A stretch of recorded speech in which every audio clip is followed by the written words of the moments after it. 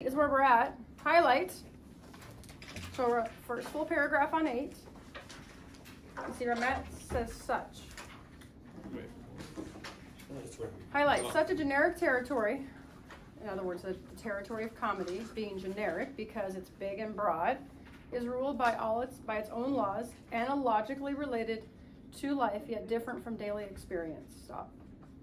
Circle analogically. It just means metaphor or comparison. Bless you.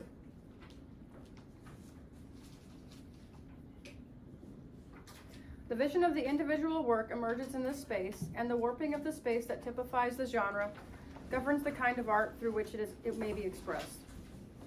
As Longer has written, in any work of art, the dimensionality of its space and the continuous character of it are always implicitly assured.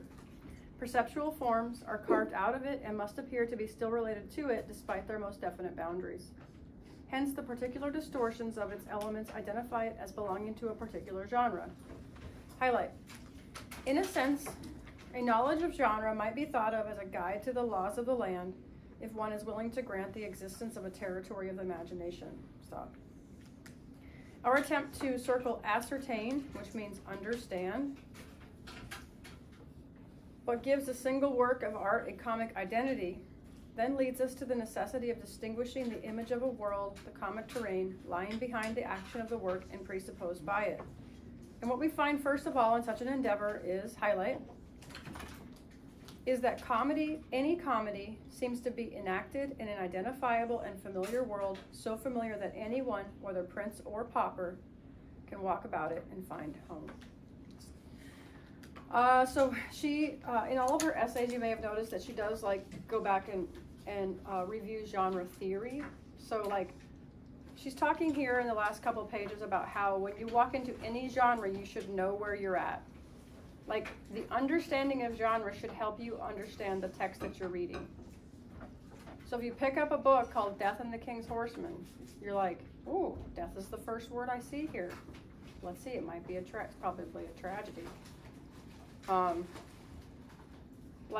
of Shakespeare's plays are actually called The Tragedy of Othello. It just tells you. But if you walk into, or you watch a show, and the main character always seems to live despite all the bad things that are happening to him or her, you're in a comedy. If you are in a story where it seems like there's a lot of strong feminine and strong masculine, and maybe there's some gods and goddesses in the story, what are you in? Epic. You're in an epic. If we have a love break, well, that's a lyric moment, right? Remember, lyric is not its own terrain. It's just part of the terrain of every genre. That a lyric can happen in comedy, lyric can happen in epic and in tragedy. Highlight. When we speak of a comic terrain, we must locate it somewhere within what we might call an entire cosmos of imagined forms. This virtual cosmos, like what this guy Hildebrand calls total space, can be visualized as a body of water into which we sink certain vessels and thus be able to define individual volumes of the water without, however, destroying the idea of a continuous mass of water enveloping all. I have no idea what that means. I would have to think about it for a while. Highlight. The mundus imaginalis is not a mere mental replica of the world in which we have our daily existence, though it resembles it in many ways and derives from it a poetic vision, through poetic vision.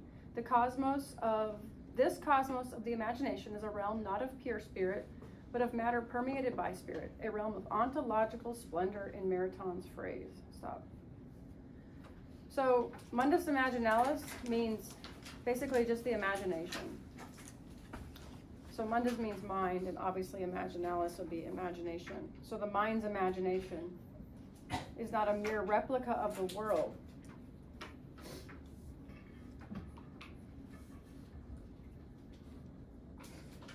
So what is it then? It possesses an order that guides interpretation of individual works and of whole families of works. The large forms of lyric, tragedy, comedy, and epic make up this universe, embodying certain complex attitudes of the soul, this is the first time I've read in 3 days. Constituting complete worlds in themselves. Highlight. No work, therefore, stands entirely alone, but takes its place within both the genre to which it belongs and the complete cosmos that makes up the whole of man's image of himself. Stop. If one seeks to visualize this image in its totality, one must resort to some sort of schematic design, one that is more an aid to reflection than a literal representation or a prescription. My own diagram would consist of a circle with lyric at the summit, tragedy following clockwise, after lyric and a descending fall, comedy continuing in the lower arc, directly opposite lyric, and epic following after comedy and rising toward lyric. So you guys have had this picture. I put this picture in your notebook a long, long time ago. Top of 10.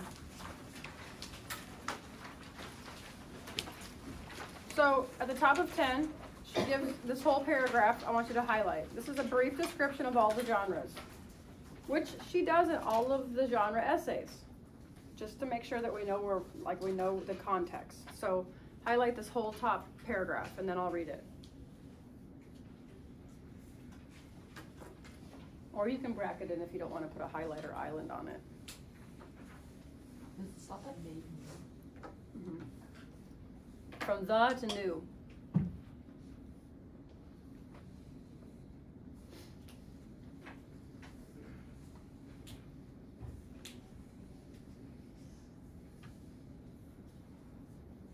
The lyric realm is the place of origins and sources, the land of heart's desire, symbolized by the garden.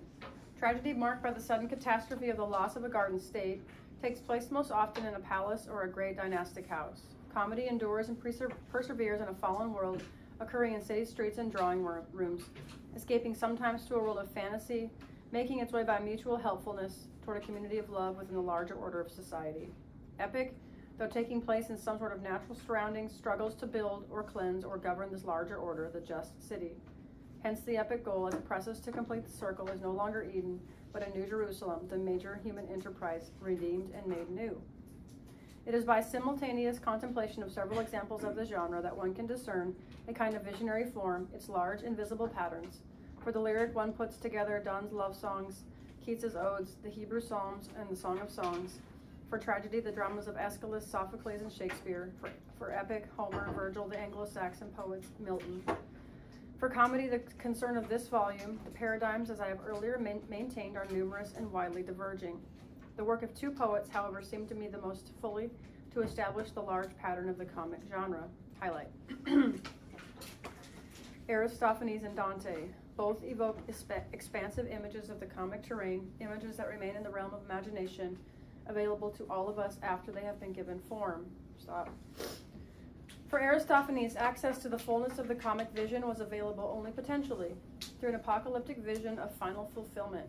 Dante, coming at the time that endowed him with what Maraton calls luck, found the philosophic and theological presuppositions of his poetic vision ready at hand to give his poem the completeness of an intellective as well as an imaginative act. Highlight. Hence, Dante provides the clearest image of the comic terrain.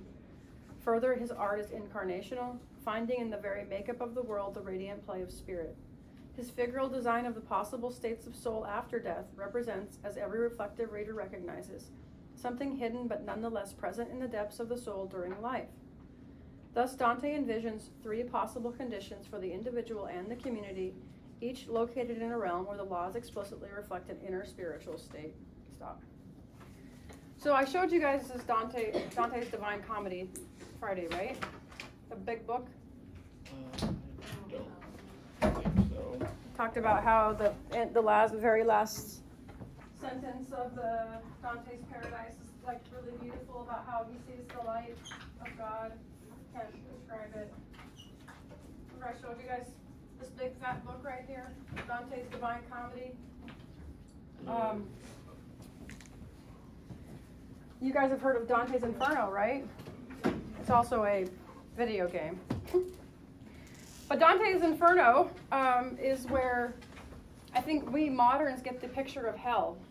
Because Dante's Inferno gives us the levels of hell, like where each sinner goes to for their various crimes.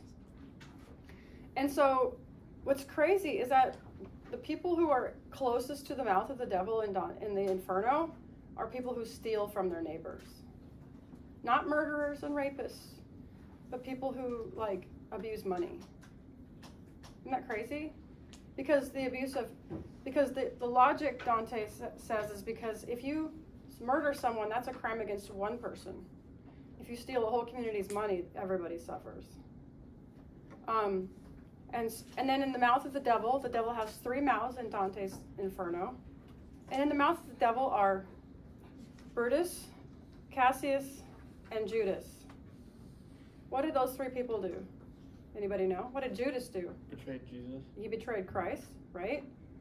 What did Brutus and Cassius do?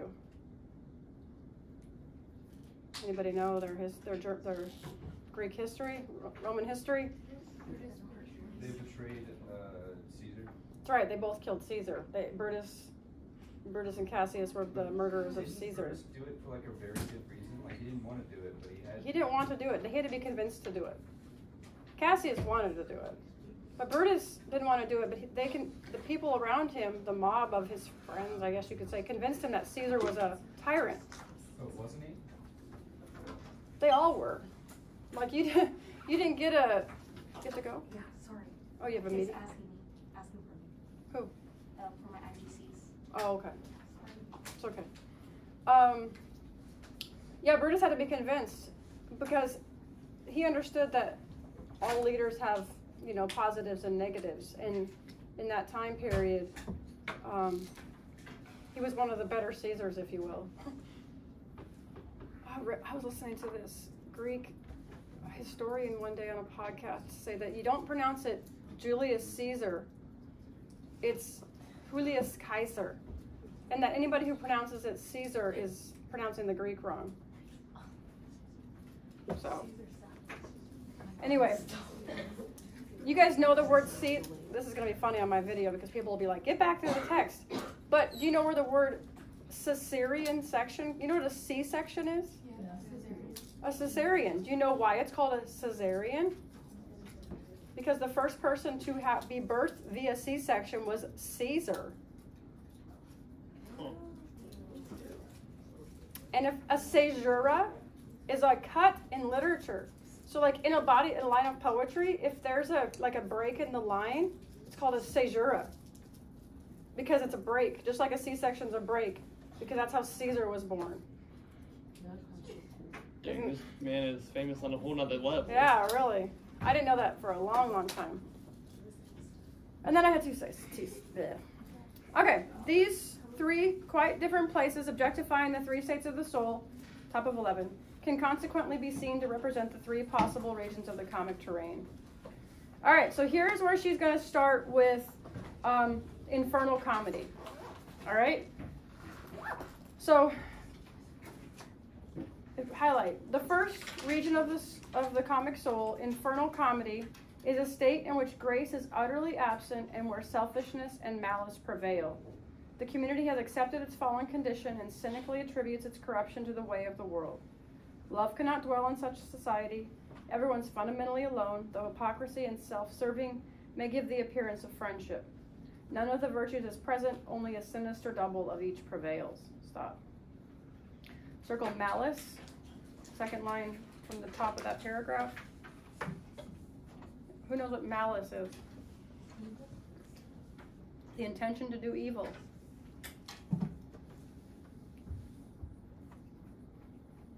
And then circle cynically. You guys know what cynical means, right? Basically evil again. Where is that? Cynically is right below malice. So cynically, in my definition that I wrote down, it's a lack of faith in people and society.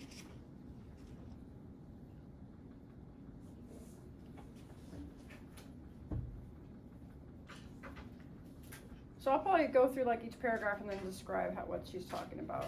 The style of comedy portraying this darkness may be light and witty. Nevertheless, circle grotesque and circle bestial forces are not far underneath its surface, and may in some comedies be openly present, testifying to the deformation of forms and the hideousness of the soul when it attempts to establish itself as circle autonomous. Okay, grotesque means gross, like just disgusting. And bestial means beastly. Autonomous means outside of community.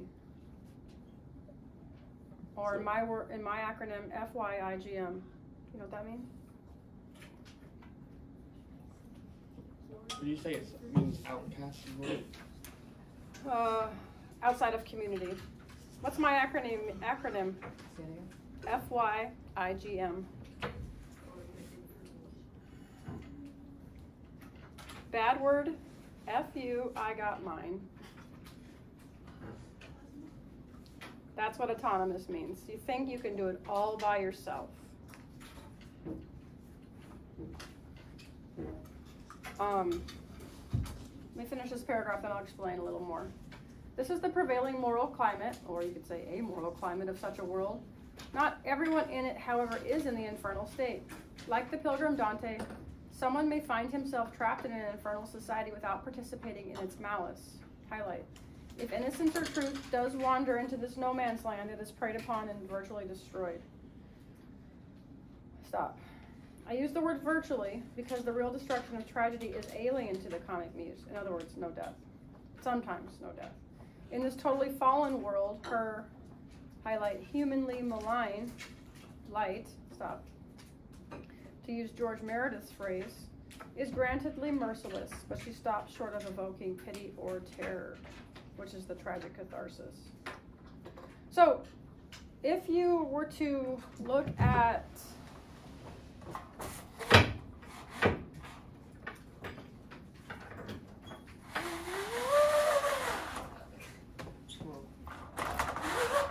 she wants to sit there, you gotta smell my armpits. I did shower last night and I put on deodorant.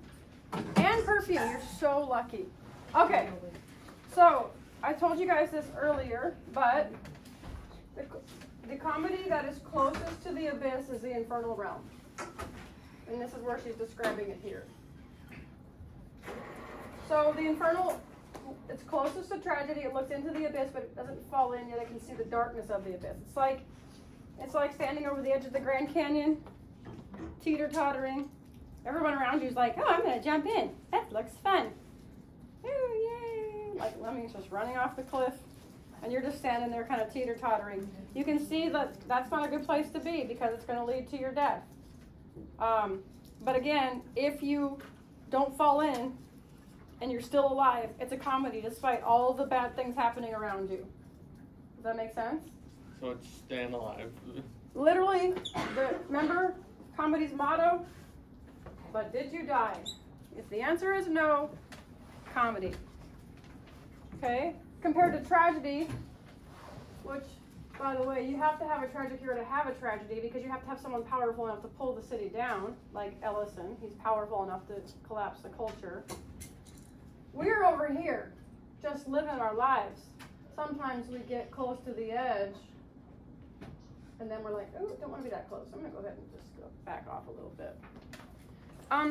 So let's talk about what happens in this first realm, in this infernal realm, in what she's describing in this first paragraph. So if you look at the first line, what do you think when you hear the word grace? Kind of angelic. Yeah, it says infernal comedy where grace is utterly absent. Well, if someone offers you grace, or if you believe in God and you think that God offers grace, what does that mean?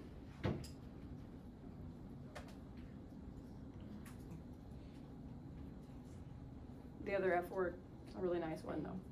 A nice F word. Forgiveness. Yeah, or kind of like faith, but like if you do something really bad to somebody, and they offer grace to you and you maybe don't deserve it, you know. If you forget to turn in your tragedy or essay and you email me and ask for, what are you asking for? You're asking for grace. You're asking that I give you something that you maybe don't deserve. Whoa, grace sounds like graves. Mind blowing. Grace sounds like my great-grandma.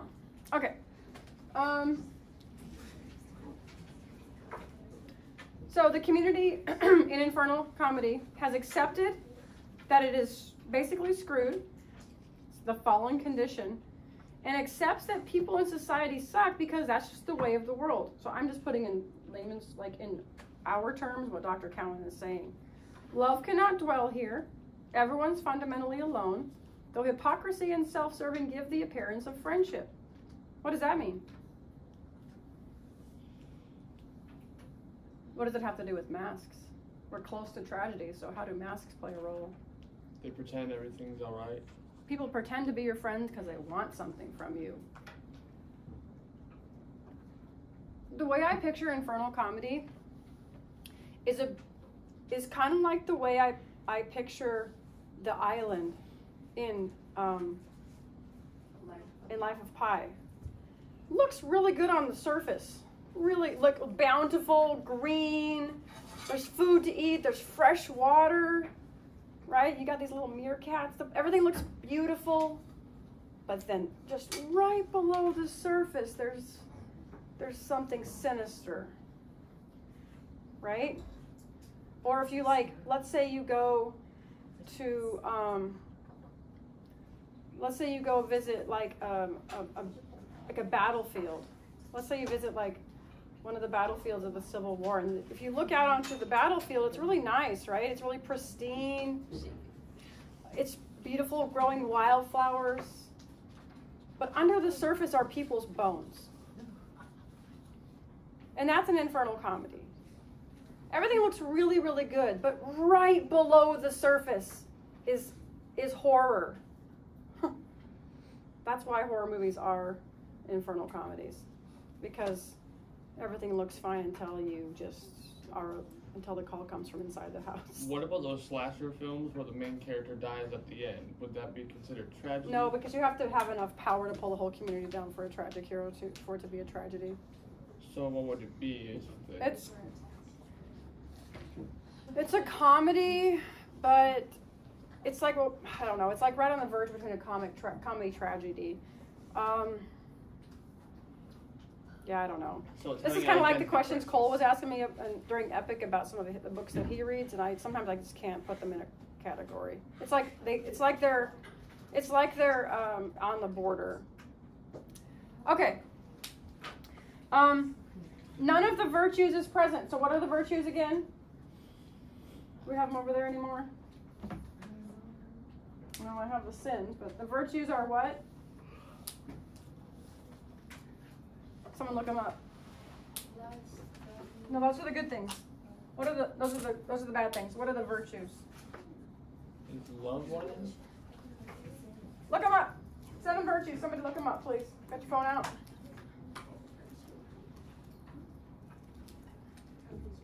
Well, when someone gets to it, let me know. Oh, Haley's got it.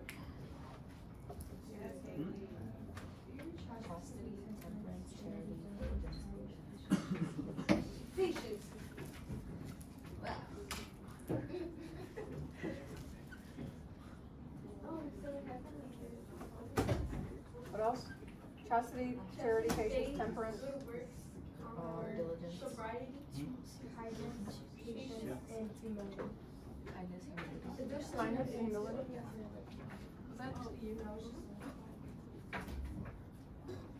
Okay, so the list that I just got from Haley, chastity, which means to take care of your body.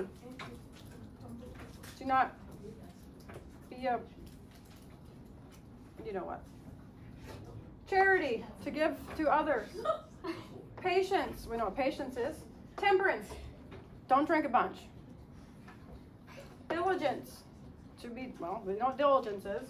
Kindness. No, I don't. And humility. So what she's saying here is none of these virtues is present in an Infernal Comedy. People put on the mask of patience.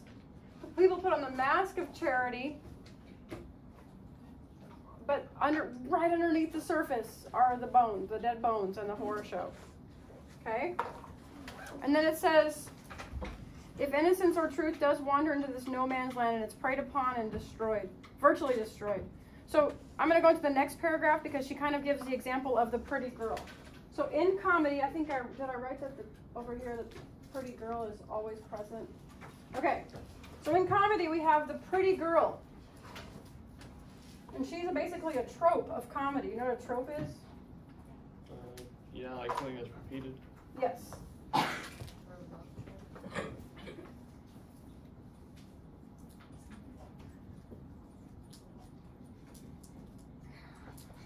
Okay, so in infernal comedy, what do we know about infernal comedy so far? You can kind of take a guess about what happens to the pretty girl. What do you think happens to her without even reading the next paragraph? Dies. No, she's virtually destroyed. She's victimized. Absolutely. We're very close. We're very close to tragedy, right? And remember, in tragedy, it's women, it's the feminine, and it's children. Same thing here. The pretty girl is a trope for innocence.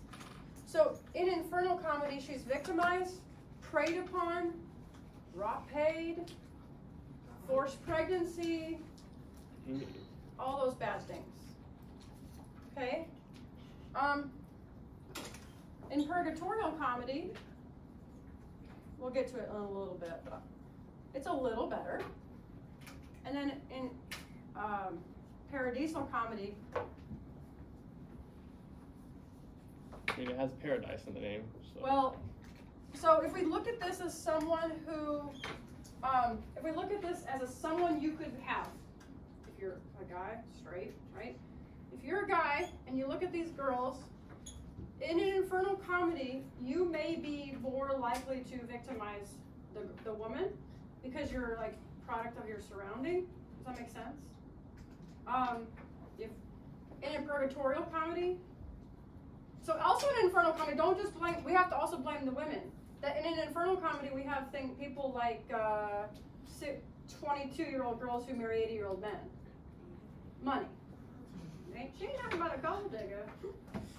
But she ain't messing with no broke.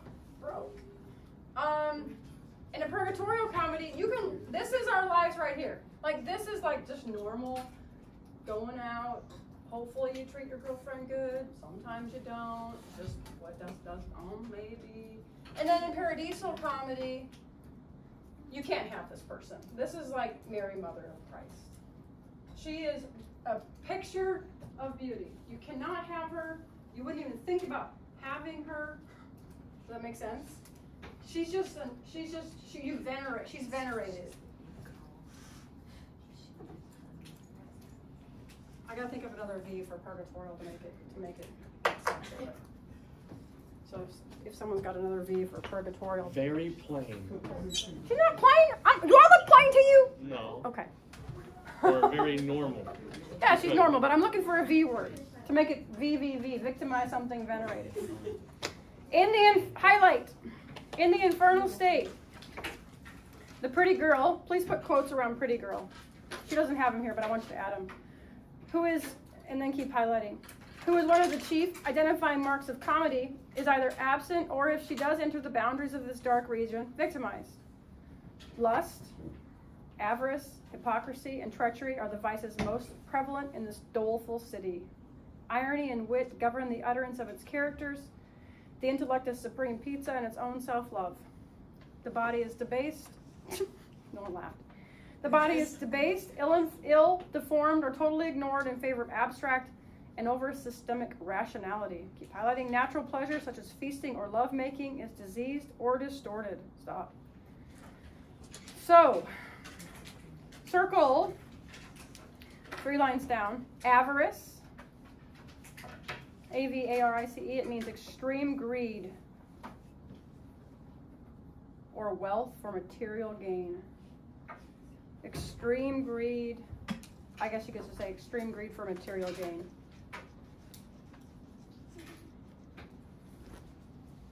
And if you look behind me, oh look, there it is.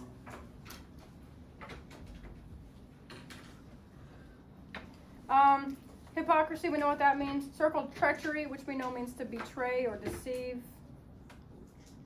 Where's treachery? 4 lines down. First word. And the vices, which we know these are basically the sins most prevalent in this doleful. Circle doleful. It means mournful. M-O-U-R-N, full.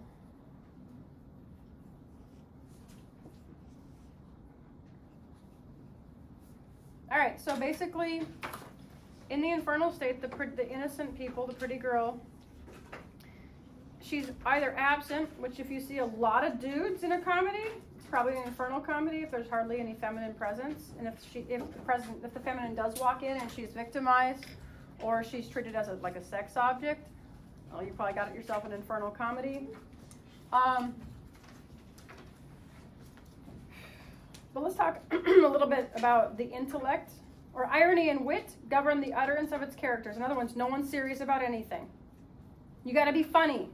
You got to be ironic. You can't take anything seriously, because why take something seriously if it's just going to be abuse? The intellect is supreme in its own self-love. Well, that's hubris, which we know, look up here, to believe in your own power. So you think, I do my own research. That's this. Like, obviously you should do your own research if your teacher asks you to do a research paper. That's not what I'm talking about, though. It's not trusting people who, like, let's say are doctors, or have, like, maybe even your teachers, or people who have more intellect than you in that certain area. It's saying, like, I know everything, and if I don't know everything, I'm never going to admit it, because that would be to admit weakness. And if you're weak in this environment, what happens to you? Yeah, you're taken down. You're abused somehow. The body is debased, ill, deformed, or totally ignored in favor of abstract and over-systemic rationality. Natural pleasure, like feasting and lovemaking, is diseased or distorted. Okay, exactly. What is lovemaking supposedly for? It's supposed to be between two people who love each other, possibly trying to make a baby. In this case, it's just notches on your bedpost. It's just, what's your body count? That's what this is. It has nothing to do with actually loving someone. It has everything to do with bragging, not treating women, or in this, sometimes girls do the same thing to dudes, not treating them well or respectfully, not treating yourself with respect. That's what chastity is. And same thing with feasting. Instead of like having nice meals together with your friends, you just gorge yourself on chicken strips and French fries in the front seat of your car. I did that this weekend. But like, everything moves too fast, so you don't have time for a nice meal. The comic hero, who Whitman, in his study of Aristophanes, characterizes as circle paneros, which means, right after it's the definition, the rogue who puts survival above all else and whose inventiveness is constantly turned to that end, becomes in this realm really wicked, like Mosca or Tartuffe, or naughty, like Face or Mac. If he is good-hearted, so if there's a rogue hero who's good-hearted, he's either willing to compromise with this world, like Polemico or Mirabelle, and finds escape as quickly as possible, like Dicaeopolis or Eucerion. He cannot, while remaining in this top of 12 region, win the lovely lady. Why? Highlight. For marriage, ordinarily the goal of all comedy and its chief good is maligned in dark comedy. Old husbands tyrannize young wives. Spouses are unfaithful.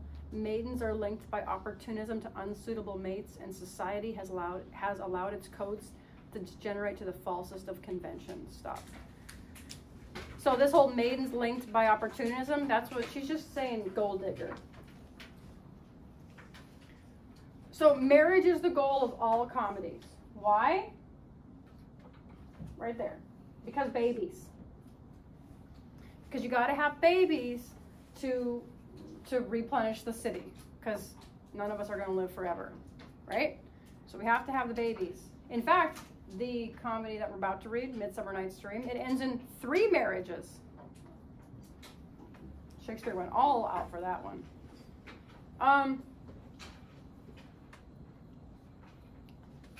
women and men all cheat on their spouses.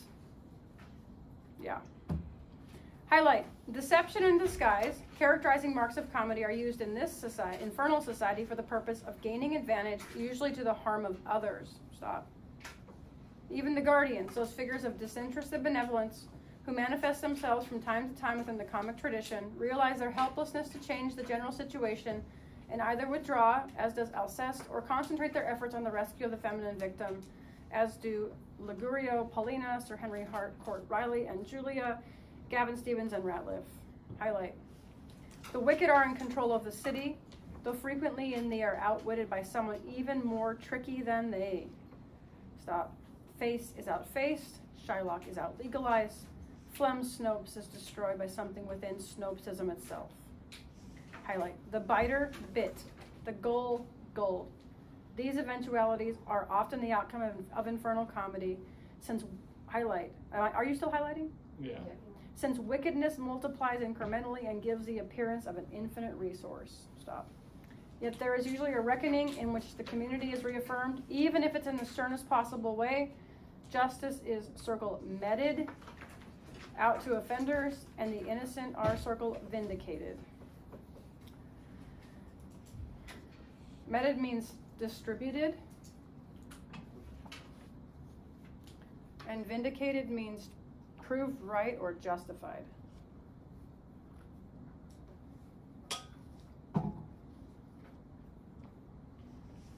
So there's just the slightest bit of hope in an infernal comedy. Highlight. This is the realm of dirty jokes, harmful trickery, and cruel deceit. Stop. The Greeks were only imperfectly aware of it as a human possibility. The Old Testament portrays it but seldom, for it is, highlight, less the world of sin than of abomination. Stop. Circle abomination. Anybody know what that means? A thing that causes disgust or hatred. Sodom and Gomorrah, the false prophets in Pharaoh's court, Jezebel, the Tower of Babel. But the medieval world, fully aware of its implications, found it in its daily experience. Chaucer's partner and his friar inhabit this world. Blah, blah, blah.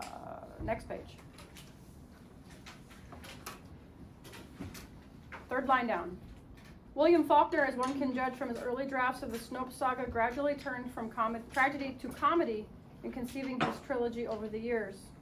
Coming to see, highlight, the evil engulfing the human enterprise is contemptible and ultimately defeatable. Stop. I have gone into this first stage at such length because it is the most misunderstood mode of comedy, least considered in any comic theory. Highlight. In practical criticism, it is frequently confused with tragedy or considered to be kind of a tragi-comedy and often interpreted as nihilistic, when on the contrary, at least traditionally, it has been the most severely moral of all the guises of comedy. Stop. The other two comic worlds, the purgatorial and paradisal, are less misconstrued, circle that word, since they more naturally tend toward the happy frame of mind, to use Hegel's phrase, that is ordinarily associated with the comic. In fact, many theories of comedy are based almost entirely on the second or purgatorial stage, and thus fail to take account of the entire comedic scope. All right, circle nihilistic, 3 lines down from that last highlighting. It says, what I wrote is, to sink into a pit of oneself because you see life as meaningless. To sink into a pit of oneself because you see life as meaningless. Wait, what? Where's nihilistic? That's 3 lines down from our last highlight. First word of the line. 1, 2, 3, 4, 5. 5 lines down from that first full paragraph. To sink into a pit of oneself because you see life as meaningful. Meaningless, good Lord. Meaningless. So, according to Faulkner, what is the one thing that distinguishes comedy from tragedy? The last line of that paragraph, first paragraph on 13. The first non-full paragraph. So Faulkner changed his Snopes saga from tragedy to comedy because he wanted people to have a little bit of hope that evil is ultimately defeatable if the hero that's going to save the world stays alive. If there is someone strong enough. That's why I think maybe that's why we're infatuated with like Marvel movies and stuff. Because there's always a good guy who's Captain America who's going to save everything, or Thor, or Black Panther. Somebody's going to save us. Anyway, we'll stop there because the next stage we'll go into is the purgatorial realm.